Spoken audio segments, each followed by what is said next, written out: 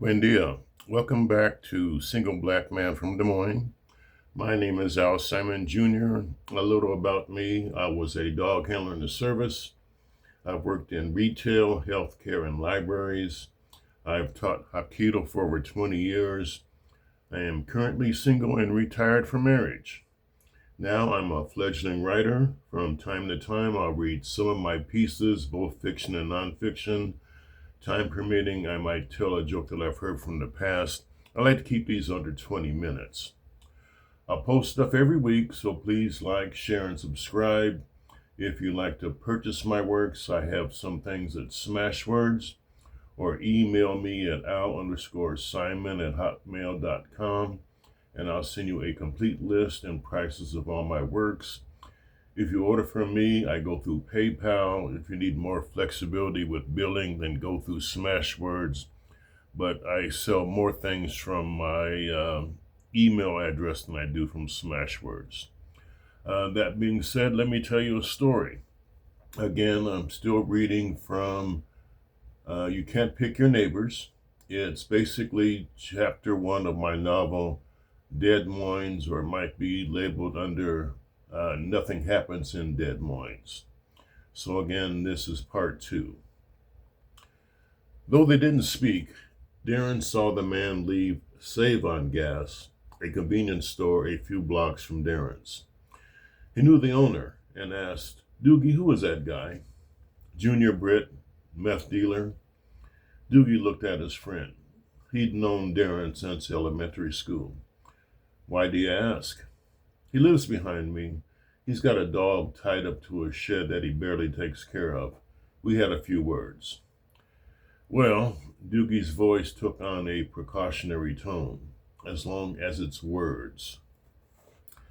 Darren's eyebrows arched suspiciously. "And?" "Him and the Ochoas got into an argument here in the store one day. I didn't hear the gist of it, but Hernando Ochoa runs into the store. He's got a shotgun on his hip. At first I thought he was going to rob me, but all he said was, 'Call the cops. Junior Britt and Felix are getting into it.' I call the cops, then I get on my intercom and yell out to the parking lot that the cops are coming. I see Felix and Junior jawboning it, and both have their guns out.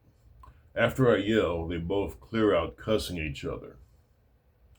Just another day at Save on Gas." Darren would still retrieve Joe at night. He bought better dog food, 20-pound bags at a time, and would augment the drive with leftovers from his kitchen. He did this for another month, then decided it's either piss or get off the pot.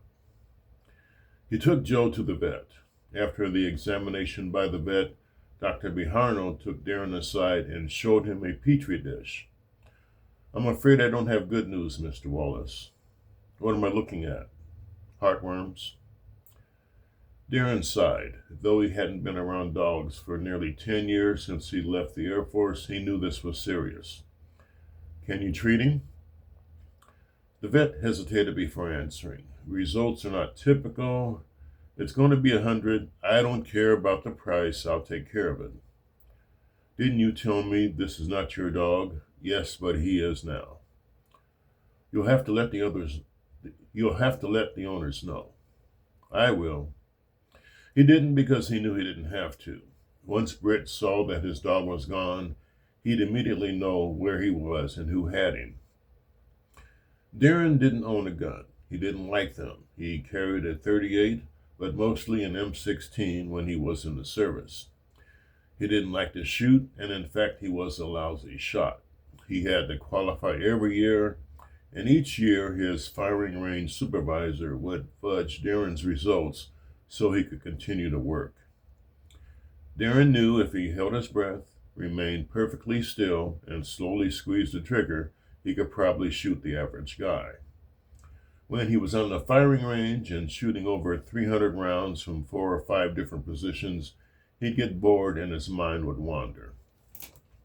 However, this time was different. He went to a pawn shop and bought a .45. He liked the heft of the pistol and how it felt in his hands.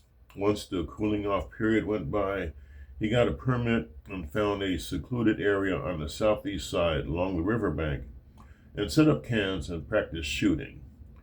He had a purpose now, and if he adhered to basic principles, he seldom missed. He had Joe for a week, and the dog had one treatment under his belt when Darren heard some pounding on his walk-in door to his gym. Although he could exit from the loft via a staircase adjacent to the garage, he preferred to use the interior way. He was barefoot as he strode across his mats. Joe fell in step beside him the moment Darren left the couch. When Darren began to have Joe for a house guest, it didn't take long to housebreak him. Every morning, Darren would take him on mile walks and began to teach him obedience. Joe loved Darren and sat on every word and awaited each gesture. Despite that, it was hard telling whom he loved more, Darren or Rita. Even if the couple were snuggling on the sofa watching television, Joe's would nose between the two and would not stop until he was nestled comfortably between them. Even before he looked through the window and pulled the door open, he knew it was Junior Britt.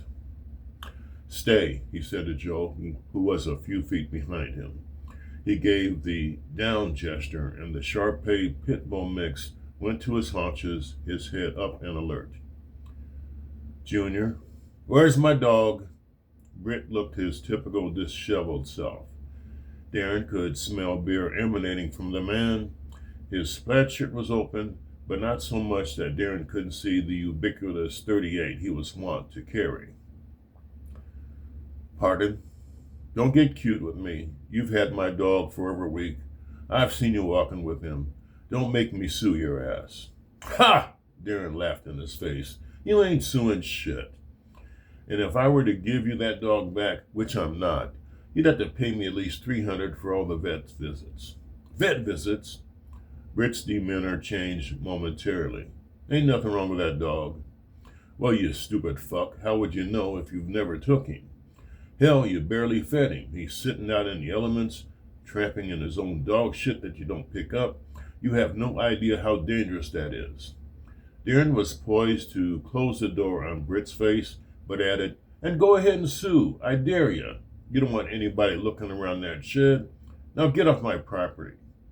Darren turned and was about to slam the door. Britt stuck his foot in it before it closed, pushed the door open, and took a step into the gym. "Look, you fucking nigger. I've had enough of your ass." There was a guttural snarl that came from Joe as Britt's left hand went inside his shirt. The growl caused him to look at the dog, who was still growling and baring his teeth. That was all the time Darren needed.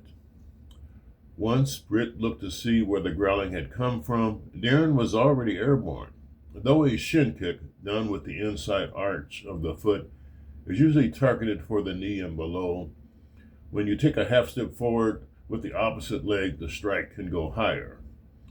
Darren knew Britt was left-handed, and as his foot hit the radial nerve just above the elbow joint, the weight of his body coming down also slammed into Britt, carrying the two men out the door and to the ground. Darren was already on top of Britt. He knew that the kick would momentarily paralyze the nerve. He snatched the .38 from Britt's waistband and with his left hand, jabbed the pointer finger of his right into another plexus of nerves just above the left ventricle, but beneath the collarbone. Pressure from that alone would inhibit anyone from quickly rising. However, he augmented his pin with his right leg straddling across Britt's left arm and abdomen. And before Britt could realize what had happened, Darren had cocked the .38 and was holding it under Britt's jaw with his left hand. "Don't move," Darren commanded in a threatening voice. Once Britt complied, Darren continued, "Now I'm going to let you up," and Darren clicked open the cylinder and tipped the gun so all the bullets fell out of it. "I'm going to give you your gun back. Are we cool?" Britt's eyes were enraged, but he knew he was out of options. Though he couldn't mask the hate in his eyes, they suddenly went opaque. He merely nodded. Darren slowly rose and pitched the .38 towards Britt's shed. As Britt ambled to his feet, Darren said, "Leave the bullets alone. I'm sure they all have your fingerprints on them, so I'll be keeping them in a safe place in case something happens to me." Now, we both don't have to like each other, but we both have to live with each other. Now, you get along and we'll both forget about this. Darren waited until Britt left his yard before getting a small broom and dustpan and swept up the bullets. He put them in an envelope after writing some details on it and stored them in the desk in his gym. Joe had watched from the inside door the entire time and hadn't relaxed his stare until he sensed the tension leaving Darren's body. Darren smiled at the dog and said, "Thanks, pal." Joe thumped his tail wildly. All right, I'm going to end it from there. Again, please like, share, and subscribe. If you'd like to purchase my works, I have some things at Smashwords, or email me at al_simon@hotmail.com, and I'll send you a complete list and prices of all my works. Thanks for tuning in. Let's get Al out of the ghetto, and I'll close with this. You load 16 tons. What do you get? Another day older and deeper in debt. St. Peter, don't you call me, 'cause I can't go. I owe my soul to the company store.